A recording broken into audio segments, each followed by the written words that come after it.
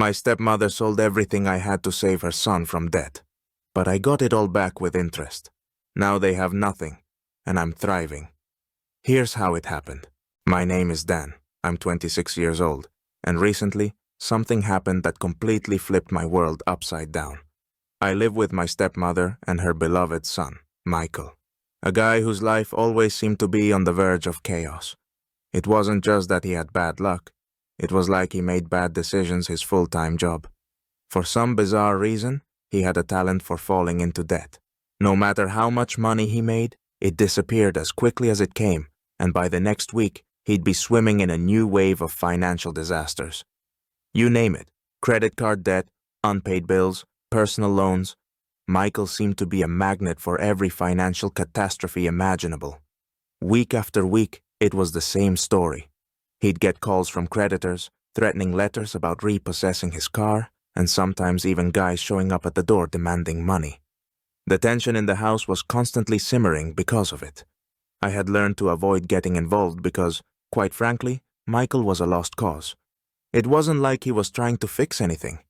No, his solution was to keep digging himself deeper and then panic when it was too late. Michael was basically a walking disaster zone, and it seemed his bank account had been in the red for as long as I could remember. But then one day, something different happened. It was just an ordinary workday for me, nothing out of the usual.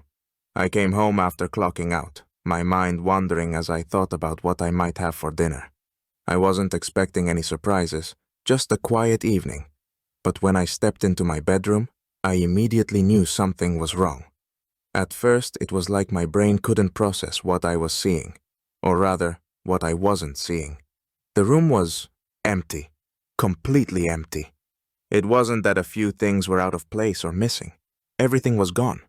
My closet was barren, my desk cleared, my computer nowhere to be found, and even my bed was stripped down to its bare frame. It was as if my entire existence in that room had been erased, like someone had hit a reset button on my life.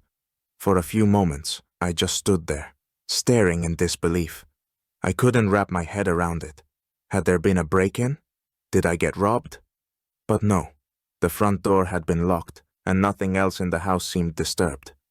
Then, like a punch to the gut, the realization dawned on me. My heart began to race, thudding in my chest like I had just sprinted a mile. Panic set in, followed by a tidal wave of anger. What the hell had happened? I ran out of the room, my footsteps echoing as I stormed down the stairs, straight into the kitchen where I found my stepmother calmly chopping vegetables. She didn't even look up when I entered, completely unfazed by the chaos that had just consumed me. "Hey, what happened to my stuff?" I asked, trying to keep my voice steady, even though inside, I was a boiling pot ready to overflow. Without so much as a glance in my direction, she continued slicing through carrots, her tone so casual it felt like a slap to the face. "Oh, I sold everything," she said, like it was the most natural thing in the world. "Michael needed help with his debts." I froze, her words echoing in my mind. Sold? Everything? For Michael? Seriously? It was like my brain short-circuited, trying to compute the insanity of the situation. "You... what?" I managed to sputter, my voice trembling with the effort of keeping my rage in check. She let out a long, exaggerated sigh, finally turning to look at me as if I were some minor inconvenience.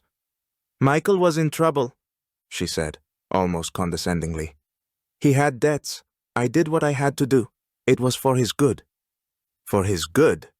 The words reverberated in my mind, each one more infuriating than the last. It felt like she had just told me she had scratched my car by accident. Only this wasn't a car.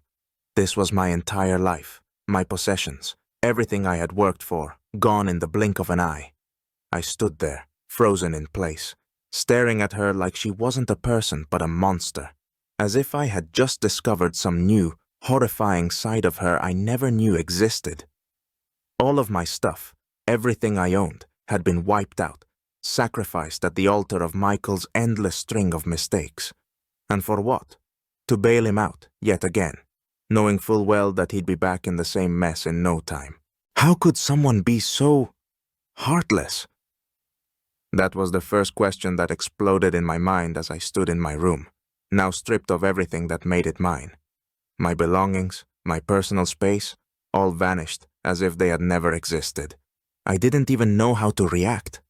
A part of me wanted to scream, to rage, but another part of me just stood there, frozen, unable to comprehend how anyone could do something so extreme, so cold. And then, like a second wave crashing down, another question surged. What the hell do I do now? I didn't have time to process the shock. My body seemed to act on autopilot as I rushed back downstairs, my footsteps heavy with disbelief and anger. There was no thought, no plan, just a raw need for answers. When I reached the kitchen, I saw her standing there, slicing vegetables, looking calm, completely unaffected. How could she act like this was normal, like she hadn't just obliterated my entire world? "Where's my stuff?" I demanded, my voice louder than I intended, my pulse thudding in my ears. I was expecting some reaction, maybe an apology, maybe some sign of guilt. But do you think she even flinched? Not at all. She was as calm as ever, like she hadn't just sold every possession I owned without so much as a heads up. It was eerie, like talking to a machine programmed with only one goal: protect Michael at all costs, no matter the fallout. "Michael was in trouble, Dan," she began in this disturbingly steady voice, like she was explaining something trivial, like we were just picking out new curtains for the living room. "I had to do something." "Do something? That's your excuse? Really?" I stared at her, incredulous. My anger bubbled up so fast it felt like I might actually burst.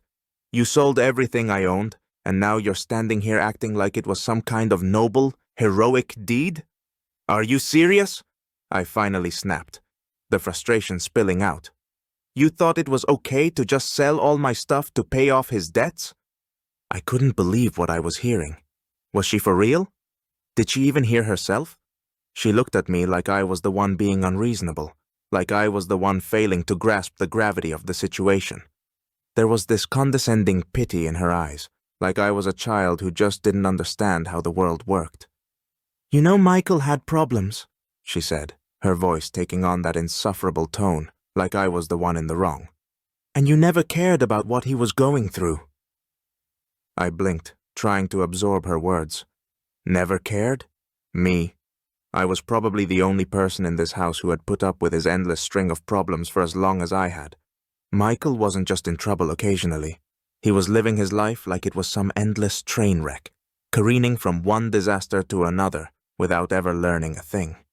He'd burn through money like it was nothing, get himself into more trouble, and then somehow I was supposed to be the bad guy for not bending over backward to clean up after him.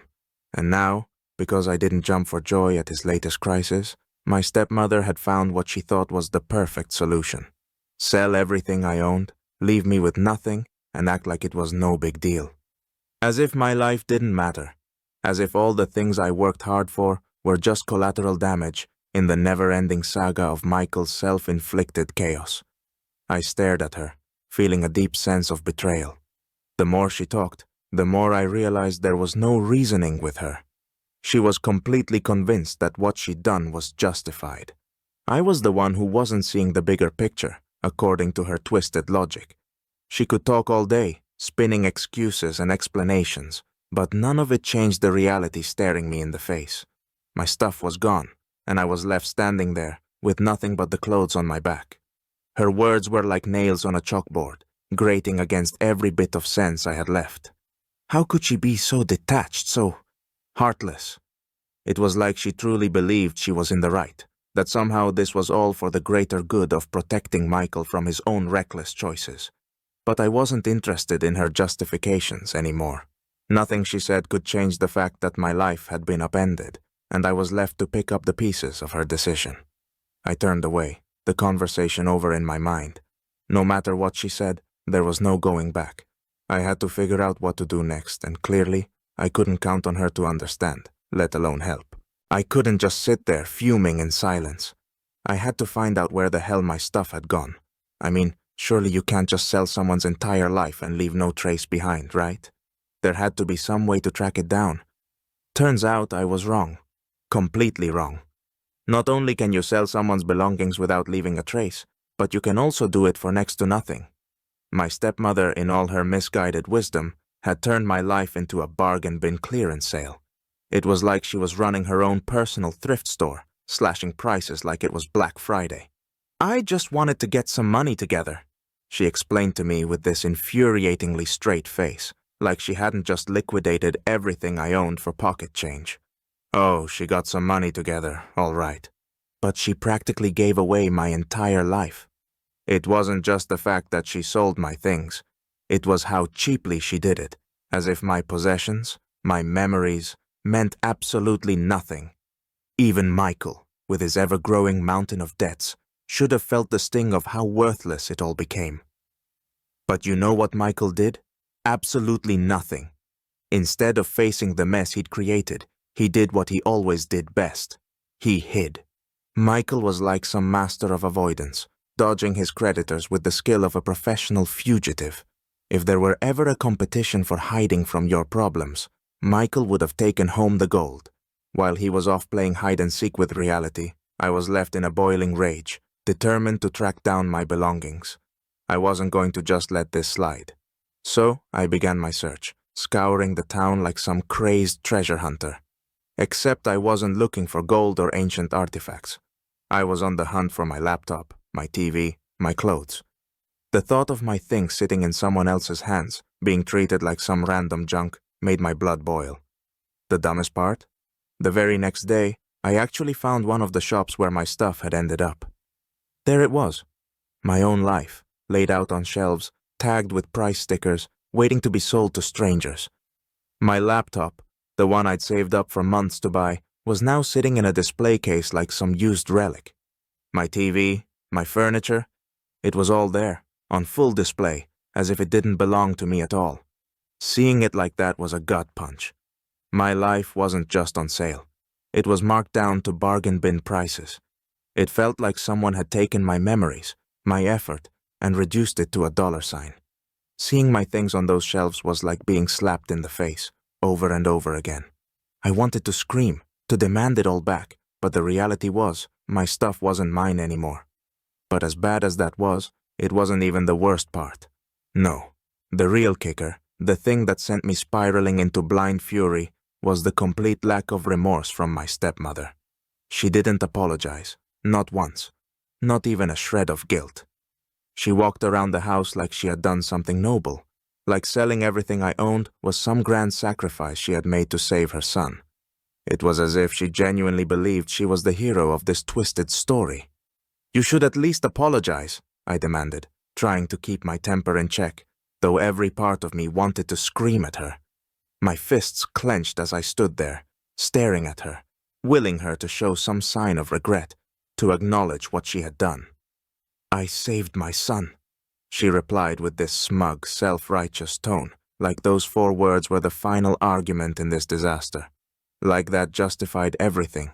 Saved him? Seriously? She had drained my life, sold my belongings, and for what? Michael wasn't even trying to fix anything. He wasn't out there paying off debts or making things right. No, he was still hiding, avoiding the consequences of his actions, like he had a stash of extra lives he could burn through. And my stepmother? She just kept acting like she had done something noble, completely blind to the fact that she had gutted my life in the process. Her smug confidence drove me absolutely insane. I couldn't understand how she could believe this was all justified. Meanwhile, Michael remained in the shadows, refusing to face reality, leaving me to pick up the pieces of the mess they both had created. I was furious, frustrated, and worst of all, completely alone in my anger. No one seemed to care about the wreckage they had left in my life, and I was left standing there, trying to figure out how to move forward when everything I had was gone. I realized I couldn't just sit there and watch this go on. Seriously, someone had to take control of the situation, and clearly, that someone had to be me. So, I did what normal people do when their life's falling apart. I started pulling together all my savings. It wasn't much, but enough to buy back at least some of my stuff. A new chapter began. Dan, the detective of his own belongings. It was like a TV show, except instead of hunting criminals, I was hunting for my old sneakers and camera. Every night, I dove into the internet like some kind of cyber spy, browsing listings and calling up resellers. It went something like this. "Hey dude, you got a Sony camera that looks way too familiar? Yeah, that's mine." Of course, these guys started playing hardball, jacking up prices like they were selling gold instead of my old gear. But I was determined, and honestly, I had no other choice. The process was horrible, full of frustration and disappointment. Sometimes I'd call resellers and they'd just hang up as soon as they heard my voice. But every time I managed to get something back, it was like a small victory. On the first day, I found my old camera. The feeling? Like winning the lottery. The next day, my laptop. Now, that was real victory. But with each small win, relief didn't come. Oh no. Instead, I felt a growing anger. Anger at the whole situation, at my stepmother, at Michael, who was hiding somewhere like a scared rabbit. It was like a rising tide. Every recovered item made me more obsessed with getting everything back and leaving them with nothing. The situation reached a whole new level when I realized my meager savings wouldn't be enough. Michael had more debt than hair on his head, and I needed more money if I wanted to get all my stuff back. And then it hit me. Going into debt like Michael? Oh no, thanks. That story was reserved for those who can't see beyond their nose, not for me. And then it dawned on me. You know what always pissed me off? Debts. Well, not debts themselves, but the fact that Michael had turned his life into a debt pit, dragging everyone else down with him.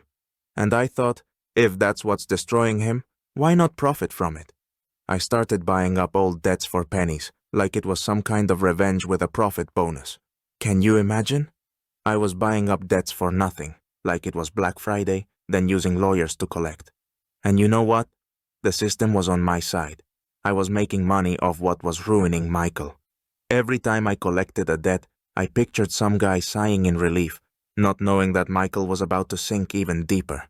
It was like checkmate in life. I was literally profiting off what had consumed Michael's life. With every debt I collected, I got closer to leaving him and my stepmother on the edge of the abyss. Not gonna lie, it felt sweet.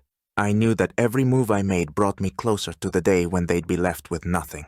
My stepmother, that detective, suddenly started getting suspicious. Apparently, her intuition was the only thing she had left that still worked. One evening, her usual nagging turned into a cold, almost icy tone, and she asked a question that was half accusation. "Why aren't you angry, Dan? You're up to something, aren't you?" Oh, of course.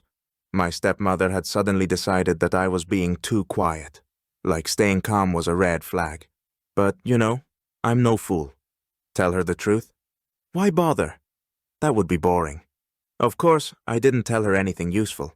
I just shrugged and gave some vague response like, "There's nothing to be mad about, everything's under control." Naturally, she didn't buy it. She could see that there was something more behind my eyes than just trying to get my stuff back. She knew I was playing a game far beyond what she expected, and that's when the real panic set in. She seemed to realize that this wasn't just me throwing a fit over some missing sneakers and a laptop. No, it was something bigger. I could see the growing fear in her eyes, the fear that I was gearing up for one final, decisive strike. And something told her it would be a blow harder than she could handle. Meanwhile, Michael was like a mouse in a maze, desperately trying to find an exit. Debts chased him like wolves after a sheep, and the poor guy already felt the walls closing in. He'd probably scoured all his contacts, trying to find some kind of salvation, but it was as unreachable as his common sense. His whole world was crumbling, and the only person who could still save him was too busy trying to hold on to her place under my pressure. And all the while, I watched as they both sank deeper into their nightmare, while I quietly advanced my plan. Ah, what a sweet feeling. The day finally came. The day when I had everything. My belongings, every inch of the space they stole from me, were back in my hands. But you know, it wasn't just about getting my things back. No, it was more than that. Not only did I reclaim my possessions, but I made a nice profit on top of it. As the saying goes, not only did I crawl out of the pit, but I built a house on its edge with a panoramic view. I stood there, looking at everything, and realized it was time. Time to close this show with a round of applause and a final chord. And as usual, my stepmother started complaining about Michael. She'd almost mastered the art of whining in two directions at once. Michael's in trouble again, and his debts, Dan, they're driving me crazy. I decided it was the perfect moment for the final scene. Coldly, I looked at her and said, "Now it's your turn to have nothing." You know, that was the moment when the air in the room seemed to thicken. Her face went pale, and her eyes started darting around, like a person who realized they'd been standing on the edge of a cliff and just felt a push. "What do you mean?" she asked, her voice trembling so much I almost smirked. But instead of answering, I just smiled and continued. "All of Michael's debts? I sold them. And not to some kind uncle, but to the toughest debt collectors in town. You know, the guys who don't just come with papers, but with people who love discussing things with a baseball bat." She couldn't believe her ears. Her precious Michael, the one she'd fought so hard to protect, was now in the same pit I'd been in, only with no way out. And I decided to add some more fuel to the fire. "Now your son will be running from creditors, just like you made me run after my stuff." She looked like her world had collapsed, and Michael wasn't just in trouble. He was the trouble. It took just a week, and guess what? Michael got thrown out of the house like old furniture. He wasn't hiding anymore. People were hiding from him. His debts caught up with him as fast as he had been running from reality. The creditors didn't mess around. No money, no place to stay. And my stepmother? She lost everything she had. The house she'd fought so hard to protect, and the last pathetic shreds of her illusions. I didn't just leave them without money. I left them without a roof over their heads. And that, you know, feels a little different. It's not just, "You've got problems." It's, "Nobody's expecting you anywhere anymore." But you know what the sweetest part was? Not that I got my stuff back. Though yeah, that was pretty sweet. No, the best part was that I did it with interest. Now I had more than just my returned belongings. I had total victory. They thought I'd just give in, sink into my defeat and disappear. Well, yeah, right. In the end, they disappeared. My victory was absolute. I left the city, leaving them with nothing, watching as their world crumbled before my eyes. I knew they'd never, ever be able to recover what they lost. Even if they scraped together what little pride they had left, even if Michael somehow became a model citizen, which is unlikely, they'd still be stuck at rock bottom. And there I was, driving away, smiling, knowing they were going through the worst time of their lives. Like they say, karma can be fast, especially when you give it a little push.